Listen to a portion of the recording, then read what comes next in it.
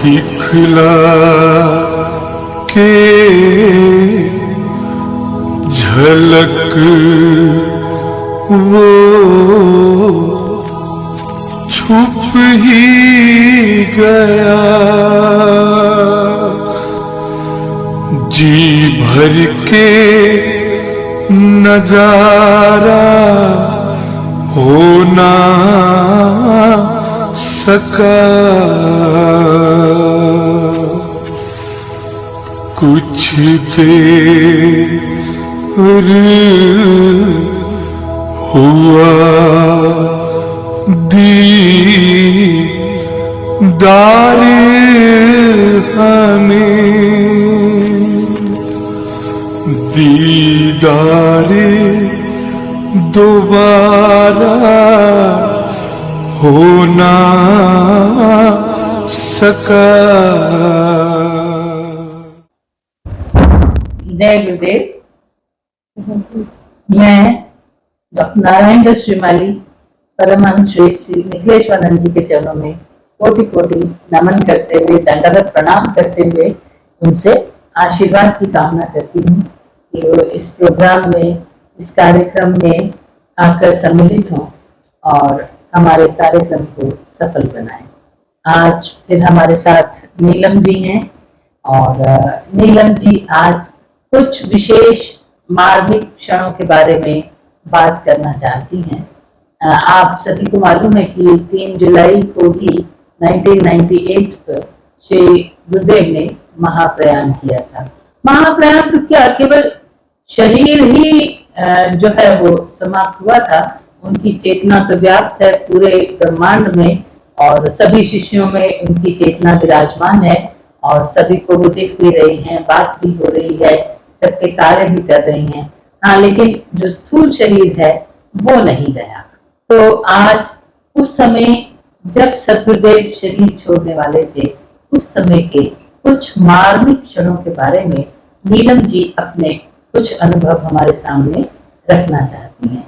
नीलम जी, आप किन विशेष क्षणों की बात करना चाह रही हैं?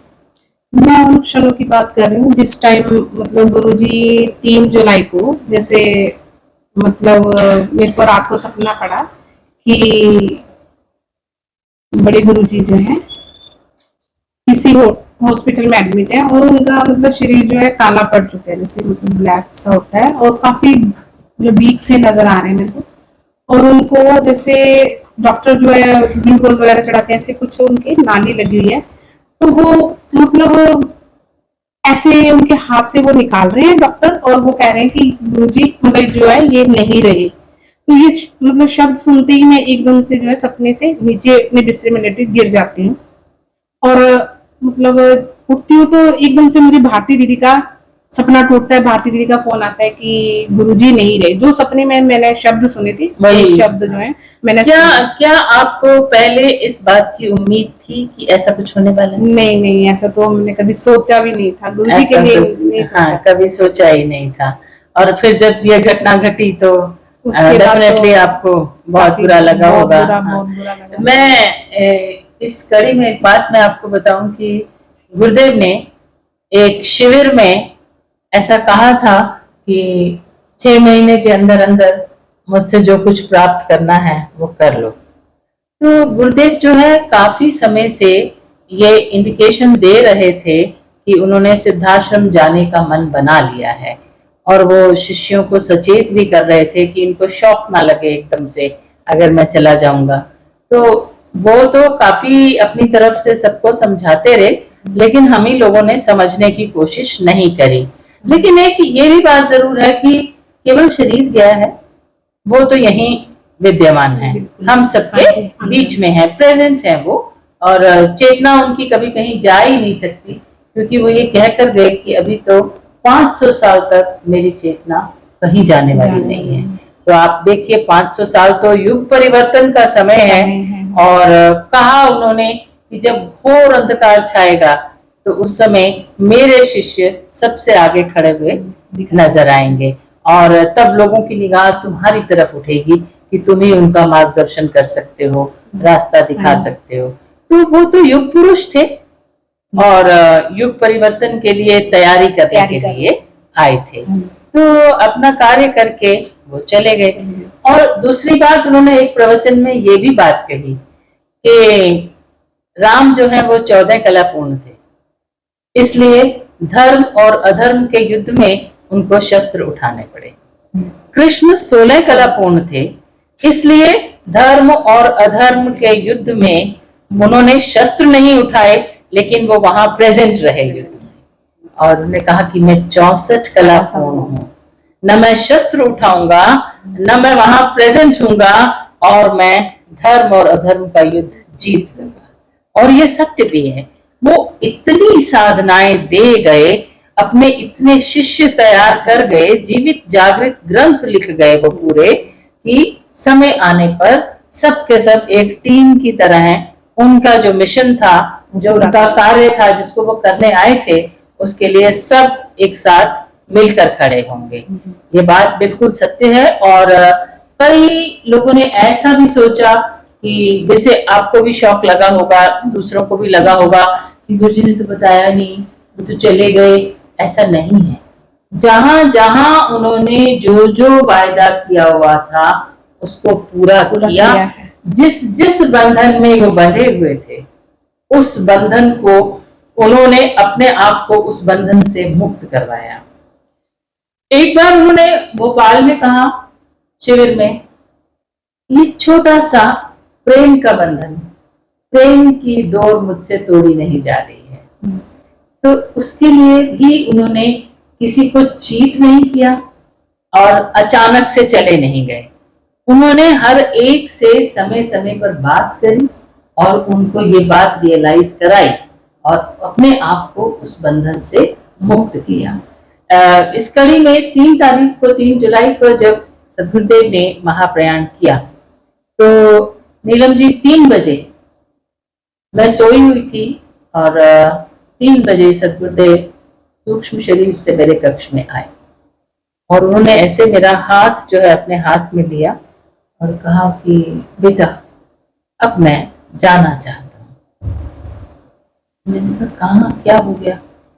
बस अब तकलीफ ज्यादा है, अब मैं जाना चाहता हूँ। और जैसे ही उन्होंने ये शब्द कहे और मैंने छूटते ही कहा, गुरुदेव आप जाइए, कोई बात नहीं है, आप जाइए। ये बात 3 बजे की मुझसे हुई और उधर 3 बजे गुरुदेव ने महाप्रयाण किया। तो आप देखो कि टाइम कितना कोइंसाइड कर रहा है कि उसी समय इधर बात हुई और उसी समय वो उधर से जा रहे थे। लेकिन तब भी जब अगले दिन पता चला तो तब भी मन में यही बात थी कि कहीं नहीं गए, जा ही नहीं सकते हमको छोड़कर। ये एक विश्वास था मेरे मन में और ये आज भी है। और एक शिविर में तो उन्होंने कहा था, हाँ, एक शिविर में जब शायद हम जोधपुर में ही थे, तो उन्होंने कहा था कि आप गुरु पूर्णिमा जो हैदराबाद में है, पहले वहां जाएंगे फिर जोधपुर आएंगे। नहीं, उन्होंने ये कहा था कि आप पहले जोधपुर आएंगे फिर हैदराबाद जाएंगे। तो सबको मेरी सौगंध है, उन्होंने अपनी सौगंध तुमको जो है, और 3 तारीख का समय दिया था कि 3 जुलाई को तुम सब लोग जोधपुर में आओगे। लेकिन हमको ये पता नहीं था कि जोधपुर में क्यों जाना है। और उन्होंने कहा कि लक्ष्मी नारायण का मंदिर है, मूर्ति स्थापना होगी। अब वो खुद ही तो नारायण थे, तो उन्हीं की मूर्ति की स्थापना की बात थी। तो और जो जो लोग उस शिविर में थे वो सब उस दिन 3 जुलाई को वहां पहुंचे हुए थे, वो सब पहुंचे हुए थे। और आप देखिए 4 तारीख को ही शायद शिविर था उस दिन, उस साल में, और वो शिविर जो है कैंसिल हुआ और 3 जुलाई को सब लोग उनके महाप्रयाण पर जोधपुर पहुंचे, जो उन्होंने बहुत दिन पहले ही कह दिया था कि तुम सबको मेरी सौगंध है, तुम सब 3 जुलाई को यहाँ आओ। फिर आप लोग भी पहुंचे 3 जुलाई? बिल्कुल, हम लोग फिर उस टाइम हमने घर में मतलब जैसे बात करी है, और हम लोग सारे जो है चंडीगढ़ के शिष्य जो है इकट्ठे होके मतलब रात में चल पड़े थे। तो हम मतलब नेक्स्ट डे पहुंचे थे। तो आप मानो कि जिस टाइम गुरुजी के महाप्रयाण के बाद जब सब चरण स्पर्श कर रहे थे, उनके चरणों में फूल चढ़ा के, तो जैसे ही मेरा जो ये है माथा जो उनके अंगूठे पे आज्ञा लगा, आज्ञा चक्र जो है उनके मुट्ठे पे लगा, तो ये मेरा जो है मतलब मूवमेंट करने लगा। अच्छा, इसमें स्फुरन होना हाँ शुरू हो ऐसे गया, ऐसे कुछ होता था, एक्टिवेट हो गया। एक्टिवेट हुआ। तो मैंने किसी को बताया नहीं और मैं साइड में खड़ी होके मैंने सोचा ये क्या हुआ, कि मतलब ऐसे तो जब गुरुजी दीक्षा देते थे तब होता था। तो लेकिन मुझे तब भी ऐसा कुछ नहीं हुआ था। लेकिन उस दिन तो मुझे काफी मतलब ऐसे लगा कि जैसे मतलब उन्होंने मेरा आज्ञा चक्र खोला है। ये क्या एक्चुअली सदगुरुदेव जो है अपने पैर का अंगूठा बहुत ही कम किसी को स्पर्श कराते थे, बहुत ही कम। और अगर उन्होंने अंगूठे का पूजन कराया अपने पैर के तो ये बहुत बड़ी बात होती थी। तो आप देखिए कि शरीर छोड़ने के बाद भी उन्होंने आपका आज्ञा चक्र जागृत किया, आपको दीक्षा दी। ये क्या छोटी बात है, कौन कर सकता है ऐसा? ये शायद वो शिष्यों को ही शायद मतलब बताना चाहते थे, शायद उन्होंने कोई ना कोई माध्यम तो ढूंढना होता है। तो बताना चाहते थे कि जैसे वो शिविरों में बोलते थे कि मैं जाऊं, मतलब जैसे वो कहते थे कि अगर मैं गया तो मैं तुम्हारे बीच हूँ, तुम्हारे आसपास हूँ। तो शायद वही चीज होगी, क्योंकि हम तो ये समझते हैं कि देह त्याग दी तो वो अब नहीं रहे हैं, लेकिन उसके बाद मतलब काफी देर ये चीज सोचती रही कि ये हुआ तो हुआ क्या है। मतलब जैसे मतलब उन्होंने आपको ये दिखाया कि ये देह का मोह मत करो, इसका तो होना न होना कोई बात ही नहीं है। आप देखिए जिस देह को हम कहते हैं कि नहीं है और वो भी दीक्षा दे रही है, इससे बड़ी और क्या बात हो सकती है? इतनी चेतना उनकी, इतनी वो कारक शरीर में वही थे, अपने सूक्ष्म शरीर से वो मतलब से कारक शरीर से। और ना एक बात और भी है कि ये तो कहने की बात है कि गुरुदेव ने शरीर छोड़ दिया, लेकिन उसके बाद भी वो अपने शिष्यों के साथ पूरी तरह 6 महीने तक तो पूरी तरह उनको जकड़ कर रहे कि मेरे किसी शिष्य को कोई परेशानी नहीं हो जानी चाहिए। हर समय का एहसास उन्होंने दिया। और आप देखिए जब हम जोधपुर जाते थे शिविर में, तो जब हम लौटते समय ट्रेन में बैठते थे तो गुरुदेव अक्सर हम लोगों को छोड़ने आते थे, शरीर से नहीं, उनकी खुशबू हमारे साथ बहुत दूर तक चलती थी और हमें पता चल जाता था कि सदगुरुदेव हमारे साथ साथ हैं। जब हम उस बार आए बैठे तब भी वो मैंने खुशबू महसूस करी कि वही अष्टगंध की खुशबू हमारे साथ साथ चल रही है। तो अब आप बताओ कि वो कहाँ चले गए? कहीं नहीं गए, यही है और यही कार्य कर रहे हैं। दीक्षा में भी वो यही बोलते थे कि त्वम दे मम दे, त्वम प्राण मम प्राण। तो फिर इसी से पता चलता है कि जब उन्होंने कह दिया कि तुम्हारी देह मेरी देह, तो तुम्हारे प्राण जो है मेरे प्राण है, त्वम चित्ते मम चित्ते। तो उन्होंने तो अपने आप को शिष्यों से एकाकार कर दिया। तो फिर अगर उनके इतने लाखों शिष्य यहाँ हैं तो लाखों रूपों में बढ़कर वो तो है ही है, वो कहाँ चले गए? बार बार उन्होंने कहा कि तुम्हारा और मेरा देह का कोई संबंध नहीं है, है ना, हमारे प्राणों के संबंध है, आत्मा के संबंध है, तो वो तो कभी समाप्त होते ही नहीं है। वो तो जो जन्म जन्मांतरों के संबंध है, वो कभी भी समाप्त नहीं होते। और दूसरी बात, उन्होंने शिष्यों को इतना प्रेम दिया, उनकी हर दुख तकलीफ को अपने ऊपर लिया। उन्होंने तो किसी शिष्य को किसी तकलीफ में अकेले छोड़ा ही नहीं, हर एक के साथ वो थे, हर एक के साथ। हाँ, तो इसलिए गुरुदेव की तो बात ये कहना कि वो चले गए हैं ये ही गलत है। वो तब भी थे, वो आज भी हैं और वो आगे भी रहेंगे। कि ऐसा जो व्यक्तित्व है वो जाने के लिए आता ही नहीं और वापस आने के लिए कभी जाता ही नहीं, वो हमेशा होता है और हमेशा रहता है। सिर्फ हमको आंख चाहिए उनको देखने की, उनको पहचानने की, उनको अनुभव करने की। जिस दिन वो सामर्थ्य हम में आ जाती है तो लगता है कि गुरु तो यही है, गुरु तो कहीं गए ही नहीं। अभी एक और मैं आपको बात बताती हूँ कि हम ये सोच रहे थे कि हम महाप्रयाण की बात नहीं करेंगे, कि हम महाप्रयाण के बारे में कोई कार्यक्रम नहीं बनाएंगे। लेकिन जब मेरी आपसे बात हुई और लेकिन वो चाहते थे कि हम एक घटना है जीवन की, जीवन चक्र है ये, तो इस विषय में बात की जाए। तो ऐसा कोई मेरा प्लान नहीं था। तो जब मेरी आपसे बात हुई और आपने मुझे इतनी ड्रास्टिक बात बताई तो मैं रह ही नहीं सकी कि इससे ज्यादा और चैतन्यता कहाँ दिखेगी और किसमें दिखेगी कि एक जो है जिस शरीर को आप ले जाने को तैयार हैं वो आपको दीक्षा दे रहे हैं। और पूरी पब्लिक में, कोई पूरी अकेले public की में। बात नहीं है, इतनी भीड़ है, इतनी पब्लिक है, उसमें वो आपको पैरों के अंगूठे से दीक्षा दे रहे हैं। हे गुरुदेव, आप धन्य हैं और हम आपके चरणों को भी स्पर्श करने लायक नहीं है। हम तो आपके क्रियाकलाप को समझ ही नहीं सकते। हमारे अंदर वो समझ ही नहीं है कि हम आपको जान पाए, आप क्या है। जितना जितना थोड़ा थोड़ा अंश आप हमें अनुभव करवाते हैं, बस उतना उतना ही हमें समझ आता है और उतने उतने ही अनुभव से हम अंदर ही अंदर खुश होते रहते हैं। तो आप ये आनंद हमको देते जा रहे हैं और इस कार्यक्रम के माध्यम से और आनंद आप हमें इसी तरह का देते रहिए। और गुरुदेव, आपके शिष्य आपका इंतजार कर रहे हैं, आपकी प्रतीक्षा में हैं। आपका आना कब होगा, कब मिलना होगा, इस चीज के लिए सभी लोग लालायित हैं। गुरुदेव, आपके शिष्यों की हालत कुछ अलग है।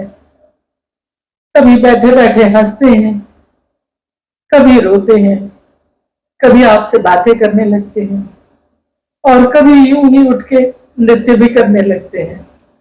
और जब कुछ शिष्य इकट्ठे हो जाते हैं तो फिर वो तो होली और दिवाली जैसा दिन होता है। आपकी चर्चा, आपका सत्संग, ऐसा ऐसा सत्संग तो कहीं भी देखने को नहीं मिलेगा जैसा आपकी चर्चा से होता है। गुरुदेव, अपना ये सानिध्य सत्संग वाला हमें दिए रखिए और आपकी चर्चा रात दिन होती रहे। आप जब भी चाहें, जब भी समय निकालें, हम लोगों के बीच में एक बार फिर से आइए, फिर से हम लोगों से मिलिए, फिर से हमें दर्शन दीजिए। सभी गुरु भाई बहनों को सादर जय गुरुदेव। मैं सुरेंद्रपाल धीमान पटियाला से परम पूजनीय सदगुरुदेव परमहंस स्वामी निखिलेश्वरानंद जी महाराज के 3 जुलाई 2023 को महाप्रयाण दिवस और गुरु पूर्णिमा के अवसर पर मैं उन्हें भावपूर्ण श्रद्धांजलि अर्पित करता हूँ, अपने श्रद्धा सुमन अर्पित करता हूँ। और ये भावपूर्ण शब्द मैं उन्हीं के लिए बोल रहा हूँ। तुमको देखा तो ये ख्याल आया, तुमको देखा तो ये ख्याल आया, जिंदगी धूप तुम घना छाया, तुमको देखा तो ये ख्याल आया, जिंदगी धूप तुम घना साया, तुम चले जाओगे तो सोचेंगे, तुम चले जाओगे तो सोचेंगे, हमने क्या खोया, हमने क्या पाया, हमने क्या खोया, हमने क्या पाया, जिंदगी धूप तुम घना साया, तुमको देखा तो ये ख्याल आया, जिंदगी धूप तुम घना साया। सबको जय गुरुदेव। जय गुरुदेव। यूं तो गुरुजी को शरीर छोड़े तकरीबन 25 साल हो चुके हैं, लेकिन लगता है जैसे कल की ही बात है। अभी जब मैं याद करती हूँ उन दिनों को तो अभी भी मन भर आता है। और कितने दिनों तब मैं सोई नहीं और बस रोती रहती थी, क्योंकि मन में ऐसा खटका था कि गुरुजी अब चले जाएंगे।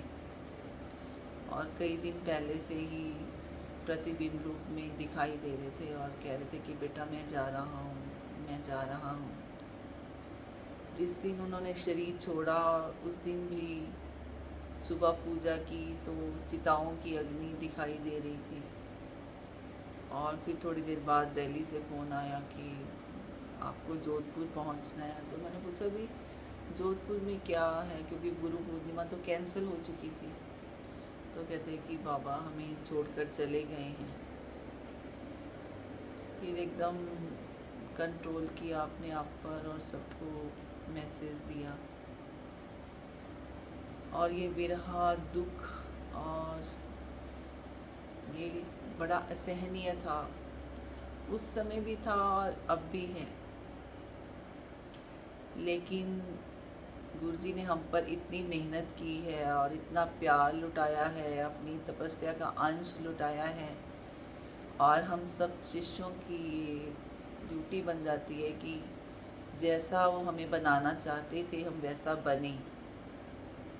और बाबा हम आपसे बहुत प्यार करते हैं, आप भी बहुत प्यार करते हैं, और जो हमारा संबंध है ये युगों पुराना है और कई युगों तक ऐसे ही बना रहेगा, ऐसा लगता है। इन्हीं शब्दों के साथ मैं सबको प्रार्थना कर रही हूँ कि आप लोग आध्यात्मिक ऊंचाइयों को प्राप्त करें, जैसा गुरुजी चाहते थे वैसा बन के दिखाएं, ताकि उनको अच्छा लगे और वो जहाँ कहीं भी हैं और आपको देख रहे होंगे तो उनको भी प्रसन्नता हो, उनका भी सीना गर्व से फूल उठे कि मेरे बच्चे आगे से तरक्की कर रहे हैं और मैंने अपना जीवन व्यर्थ नहीं किया। इन्हीं शब्दों के साथ बहुत बहुत जय गुरुदेव। पारमहंस स्वामी निखिलेश्वरानंद के शिष्यों को जय गुरुदेव। मैं आपका गुरु भाई रवि शर्मा लुधियाना से। 3 जुलाई 2023 को महाप्रलय दिवस एवं गुरु पूर्णिमा एक साथ है। गुरुदेव के बताए मार्ग पर चलना एवं उनके द्वारा करवाई गई साधनाओं को सच्ची श्रद्धा से करना ही गुरुदेव के प्रति सच्ची श्रद्धांजलि होगी।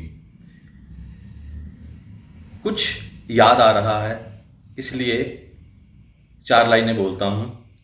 काश फिर वो तकदीर मिल जाए, जीवन के वो हसीन पल मिल जाएं। काश फिर वो तकदीर मिल जाए, जीवन के हसीन पल मिल जाएं। चलूं फिर से अतीत की उन राहों पर, शायद तू किसी गली में खड़ा मिल जाए। जय गुरुदेव। सभी गुरु भाई बहनों को मेरा जय गुरुदेव।